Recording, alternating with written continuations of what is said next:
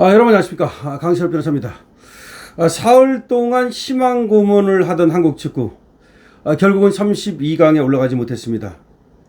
정말 참혹합니다.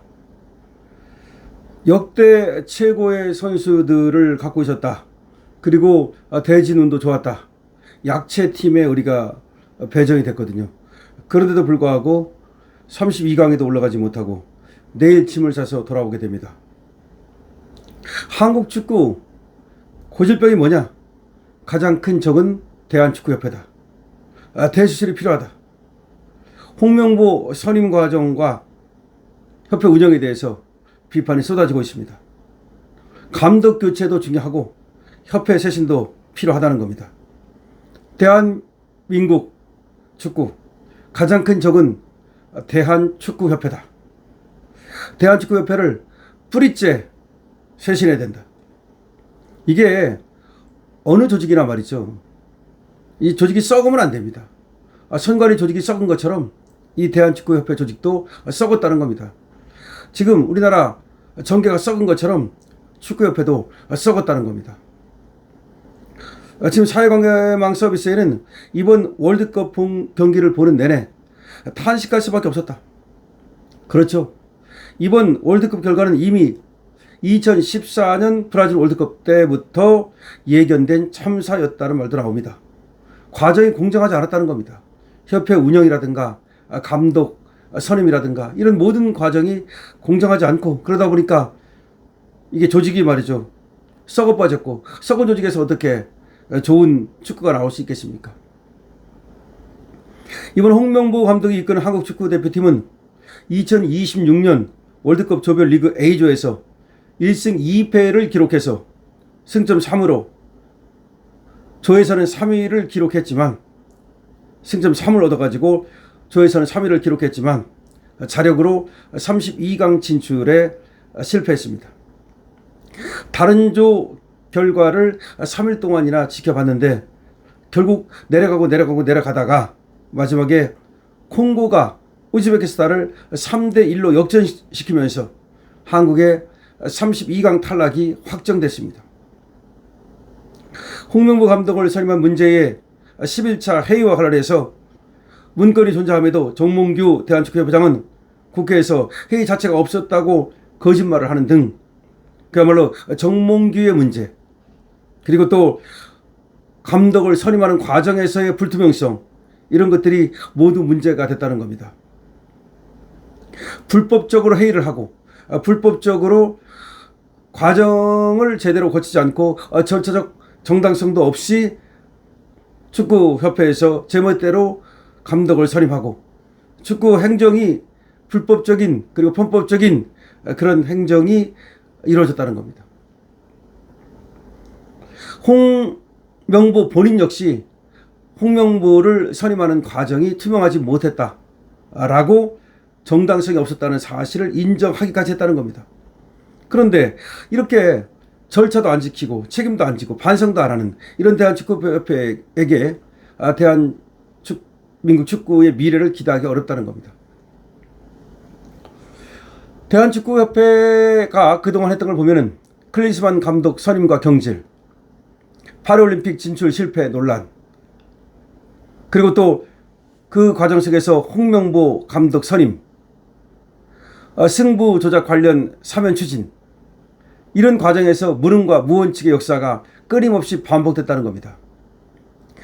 축구 팬들이 등을 돌린 이유도 단순히 성적 때문이 아니고 과정이 공정치 않았고 잘못을 인정하지 않고 실패도 책임지지 않는 그런 문제 때문이었다는 겁니다.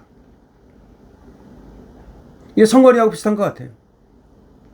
그래서 지금 대한민국 축구에 가장 필요한 것은 감독 교체도 감독 교체지만 감독 한 사람의 교체가 아니라 대한축구협회를 A부터 Z까지 모두 쇄신해야 된다. 뜯어고치는 것으로 해결되지 않는다면 과감히 허물고 다시 지어야 된다. 지금 대한축구협회는 대수술이 필요하다라는 말이 나오고 있는 겁니다. 히딩크 감독은 협회 눈치를 안 보면서 말이죠, 자신의 철학을 갖고 그리고 자기 기준에 맞게 원칙을 갖고 그렇게 감독을 했기 때문에 2002년에 우리가 4강까지 올라갈 수 있었다는 거죠. 그런데 지금은 말이죠. 선수 발굴이라든지 이런 과정에서 뭔가 공정하지 않고 원칙도 없고 책임도 지지 않고 그러다 보니까 축구협회가 국민의 신뢰를 잃었고 다시 대한축구협회를 갖다가 국민의 품으로 돌려놓기 위해서는 대변혁이 필요하다는 얘기가 나오고 있습니다. 우리가 충분히 올라갈 것으로 생각했던 32강을 이렇게 어이없게 그야말로 탈락하고 말았습니다. 근데 홍명보는 정말 제가 이해할 수가 없습니다. 저도 세 경기를 다 봤습니다. 보면서 너무 조절이다. 특히 세 번째 경기 너무 졸전이어서 뭐라고 이 말을 할 수 없는 그 지경이었습니다. 남아공과의 경기였는데요. 우리가 비기기만 해도 올라간다는 그것 때문에 수비적으로 비기기 전략을 아마 쓰려고 했던 것 같은데 너무나 정말 창피한 경기였다.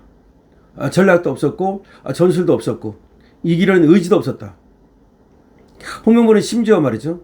지고 있는 가운데에도 마지막 10분을 턱을 얼굴에 괴고 그냥 가만히 앉아가지고 밖으로 나와가지고 선수들을 독려한다든지 공격을 독려한다든지 소리를 지르면서 말이죠.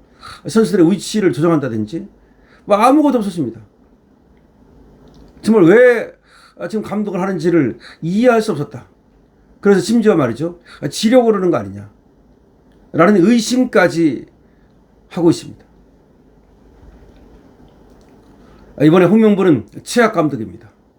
뭐 선수들도 잘한 건 없지만 선수들을 갖다가 잘하게 만드는 것이 감독의 역할이라면 도대체가 그런 전술과 전략을 가지고 어떻게 감독을 하겠다는 것인지 뭐 손흥민을 갖다가 처음부터 빼고 들어간 것이 옳으냐 아니냐 그거는 뭐 자기 나름대로 후반에 집어넣어가지고 초반에는 0대0으로 비기고 나서 후반에 한 골 넣어서 이긴다 못 넣으면 비긴다 뭐 이런 작전을 짰는지는 모르겠지만 정말로 많은 사람들이 이해할 수 없는 그런 독불장군식 운영을 하다가 팀을 말아먹었다.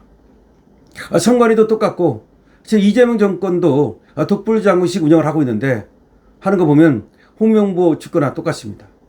홍명보 축구를 보면서 이재명 정권의 말로도 우리가 보게 됩니다. 축구든 그것이 행정이든 그것이 통치든 간에 독불장군식으로 그 아무도 이해할 수 없는 그런 어떤 전략을 짜고 그런 어떤 전술을 뭐 집행한다면 그거는 패가 망신만이 기다리고 있는 겁니다. 결국 홍명보 본인도 패가 망신하고 우리 대한민국 축구를 갖다가 그야말로 구렁텅이로 몰아넣었다. 우리 5천만 국민에게 너무나 큰 실망을 안겼다.